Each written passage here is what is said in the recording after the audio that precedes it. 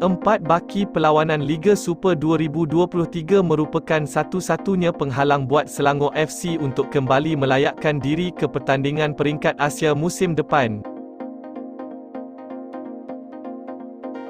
Mereka yang ketika ini berada di tangga kedua memiliki kelebihan 5 mata berbanding Kedah Darul Aman FC yang menduduki kedudukan ketiga Liga.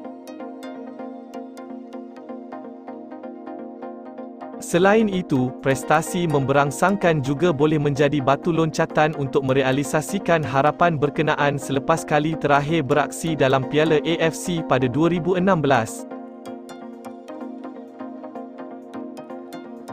4 kemenangan dalam 5 perlawanan terakhir Liga Super membuktikan bahawa skuad Gergasi Merah memiliki rentak amat baik berbanding pasukan lain.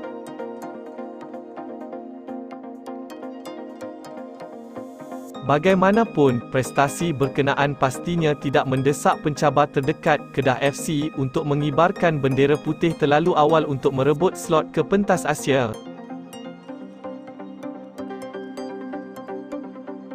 Meskipun skuad Sang Kenari berdepan kejutan apabila tersingkir daripada Piala Malaysia baru-baru ini, semangat pasukan tersebut disemarakkan semula apabila berjaya mencuri mata daripada Johor Darul Takzim. Di samping itu, pasukan utara tanah air berkenaan juga mempunyai kelebihan 1 perlawanan berbanding Selangor FC, sekaligus membuatkan perlumbaan tersebut semakin hangat. Namun, ia bukanlah satu usaha yang mudah buat mereka, memandangkan Kedah FC sering mengalami kekalahan mengejutkan musim ini, seperti ketika berdepan PDRM FC dan Perak FC.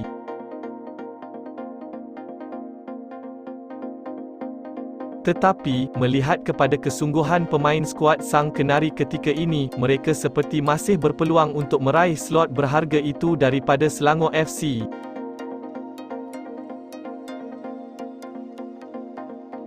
Berdasarkan situasi semasa Kedah FC, terdapat 3 perkara yang perlu diberi perhatian pihak kejurulatihan Sang Kenari untuk merealisasikan hasrat mereka itu.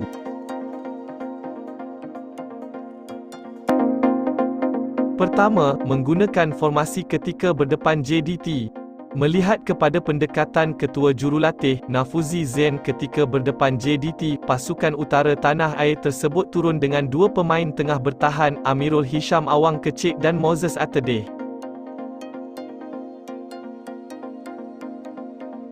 Gandingan kedua-dua mereka sememangnya cukup berhasil apabila mereka sering mengecewakan gerakan serangan pasukan lawan sepanjang 90 minit permainan.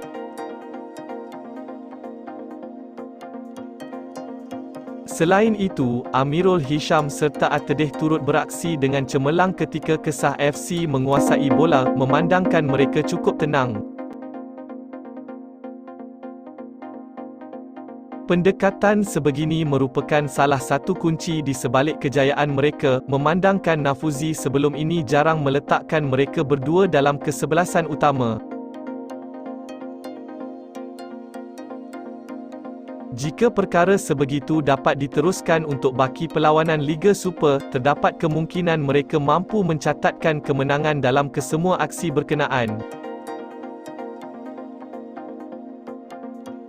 Di samping itu, perlawanan menentang JDT itu turut menyaksikan Kedah FC menggunakan idmat penyerang sayap baharu, J. Partiban, selepas dibawa masuk dari Kuala Lumpur City FC secara pinjaman. Penggunanya boleh dikatakan sebagai satu perubahan baharu buat skuad Sang Kenari dengan pemain berkenaan beraksi lebih baik berbanding Fayyada Zulkifli Amin. Kedua, merehatkan pemain ketika MFL Challenge Cup. Selepas tersingkir daripada Piala Malaysia di tangan Perak FC, Kedah FC berpeluang mengubat kekecewaan tersebut apabila mereka bakal beraksi dalam MFL Challenge Cup. Pasukan utara tanah air itu dijadualkan untuk berdepan pasukan tercorot Liga Super, Kuching City FC dalam aksi suku akhir yang bakal berlangsung pada 18 September.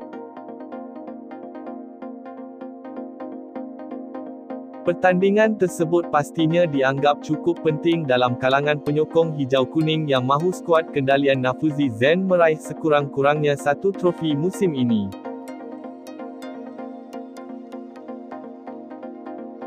Bagaimanapun, dengan sasaran lebih besar diletakkan untuk menamatkan saingan Liga Super di tangga kedua, Kedah FC perlu melakukan pengorbanan dalam MFL Challenge Cup.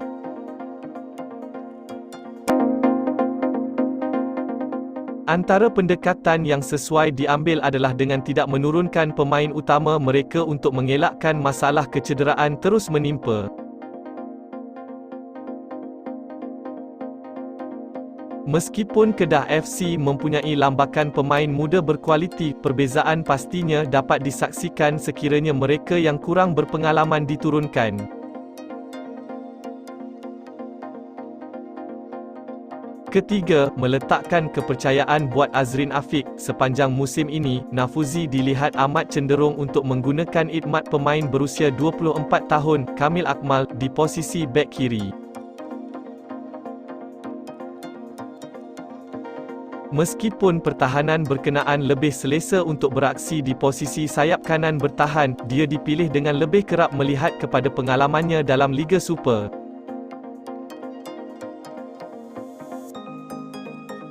Bagaimanapun, ketika berdepan JDT di laman sendiri tempoh hari, pengendali kelahiran Kelantan itu mengambil inisiatif menggunakan pemain lebih muda, Azrin Afiq.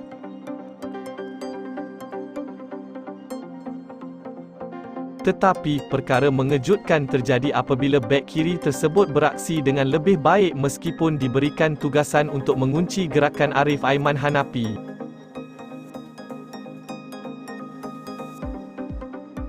Jadi, untuk baki perlawanan Liga Super, terdapat cadangan untuk menggunakan pemain berusia 21 tahun itu dengan lebih kerap berbanding Kamil Akmal. Namun, terdapat kekhawatiran berlaku sekiranya sandaran diletakkan di bahunya, memandangkan wujudnya kemungkinan Azrin tidak dapat diturunkan untuk aksi berdepan Selangor FC apabila dia merupakan pemain simpanan dari kelab berkenaan. Tercapai untuk kucing sebaliknya.